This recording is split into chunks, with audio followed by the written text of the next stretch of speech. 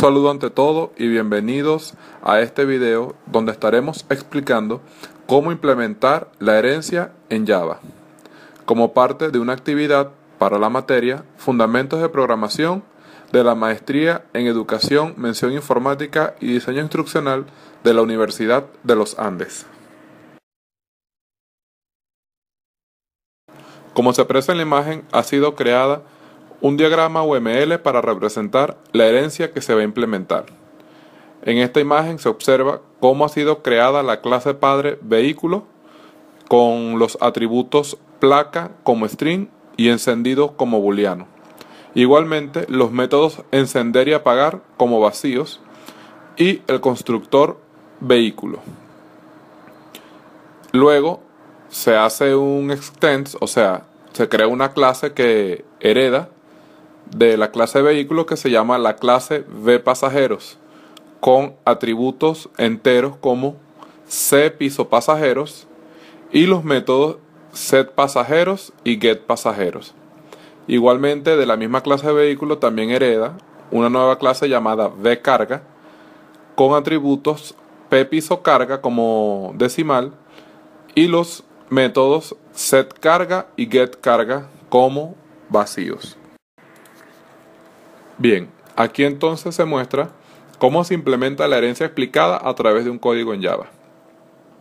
Se han creado la clase vehículo como una clase general y como clases hijas de esa clase vehículo las clases vCarga y vPasajero.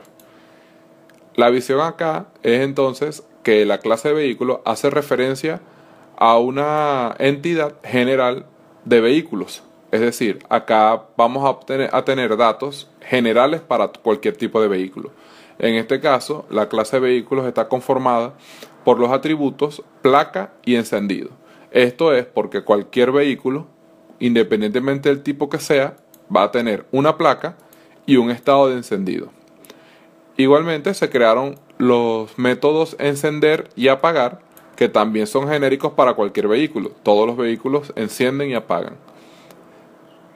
Y en el constructor se aprovechó para solicitar al usuario el valor de la placa para ese vehículo. Obviamente esta instrucción también es genérica para todos los vehículos. Ahora, en las clases hijas vCarga se planteó para aquellos vehículos que transportan carga. Entonces ya se reduce el universo de vehículos. Ya estaríamos hablando de un vehículo, pero uno en específico que transporte carga. Entonces el atributo de esta clase es un atributo del tipo decimal llamado pisocarga, donde vamos a almacenar el valor del peso de la carga que transporte ese vehículo.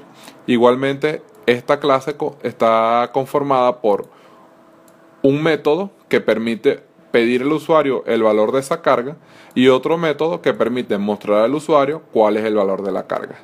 Lo mismo ocurre con la clase hija vPasajero, que es clase hija de vehículo. Y acá el atributo es cPisoPasajeros y hace referencia obviamente a la cantidad de pasajeros. Entonces, como se observa, esta clase está pensada para un vehículo que transporte pasajeros. Igualmente tenemos los métodos específicos para esta clase que permiten pedir al usuario la cantidad de pasajeros que tiene ese vehículo y mostrar la cantidad de pasajeros que muestra ese vehículo.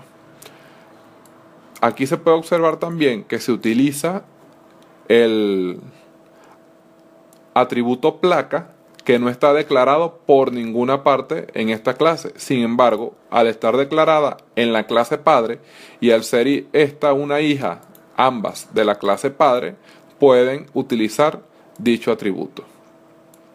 Si hacemos una revisión entonces de lo que contiene la función principal, vamos a ver que cuando declaramos o instanciamos un objeto de la clase carga, en este caso estamos llamando a este objeto CamPiso1, vamos a generar un objeto que va a contener tanto los atributos y métodos de la clase vCarga como los atributos y métodos de la clase vehículo, inclusive el constructor.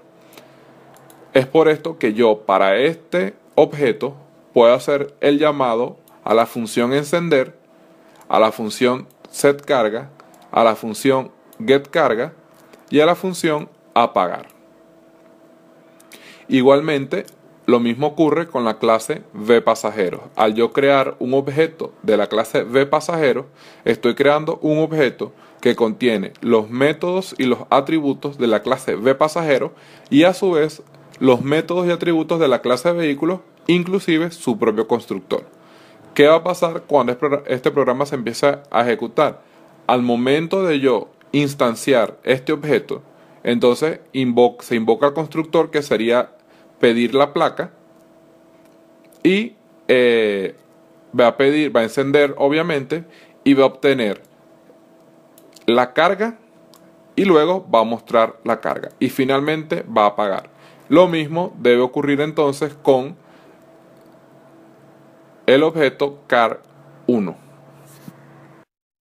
Bien, pasemos ahora a analizar un poco lo que hace el programa cuando se ejecuta. Fíjense que lo primero que él hace es pedir el valor de la placa. Esto es porque en esta primera línea del programa estoy creando un objeto llamado cam1 de la clase vCarga, y como esta clase hereda de la clase padre vehículo, lo que está ocurriendo aquí es que se está ejecutando el constructor de la clase padre, que es donde están las instrucciones para solicitar el valor de la placa. Al ingresar el valor de la placa, entonces muestra que el vehículo está encendido, que vendría siendo las instrucciones de este método. Este método también pertenece a la clase vehículo. Luego me solicita el peso de la carga. Sería el llamado a este método que viene de la clase vCarga. Al ingresar el valor de la carga, entonces me muestra que para el vehículo de la placa que di, el peso de la carga es de 65 kilogramos. Esto vendría siendo lo que hace el método getCarga, también de la clase vCarga. Entonces, luego me pide que ingrese el valor de la placa. El valor de la placa ya en este caso es porque estoy creando un objeto de la clase vPasajero, que al ser hija de la misma clase vehículos también ejecuta el constructor de la clase vehículos. De resto ejecuta las mismas métodos de la clase vehículo, encendiendo el vehículo, pero ahora ejecuta el método de la clase vPasajero, pidiéndome el valor de la cantidad de pasajeros.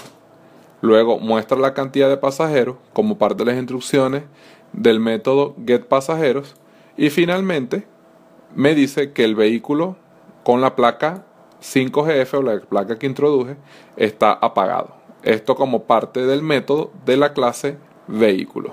Bueno, de esta manera entonces he mostrado cómo se puede implementar la herencia a través de un código en Java.